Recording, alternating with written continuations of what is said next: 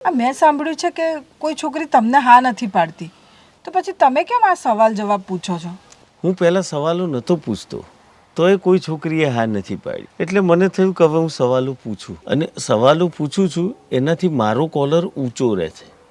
મને કોઈ પૂછે કે શું થયું, તો હું કહી શકું કે મારા સવાલોનો જવાબ છોકરી ન આપી શકી, એટલે મેં એને રિજેક્ટ કરી છે. તમે આટલી બધી છોકરીઓ જોવો છો અને આટલી બધી છોકરીઓએ તમને ના પાડી છે, છતાં પણ હજી તમે જોવો છો, તો આ બધું જોવાનો ફાયદો શું?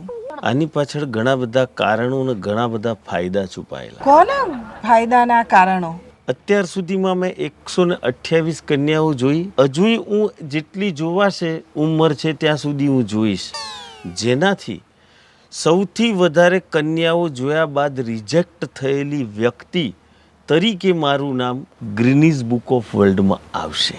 જેના કારણે મને અમેરિકાની છોકરીઓ મારો રેકોર્ડ જોઈને મારી સાથે લગ્ન કરવા તૈયાર થશે. માત્ર યુએસએની નહીં, પણ દુનિયાની તમામ છોકરીઓ મારી સાથે લગ્ન કરવા તલ પાપડ થશે.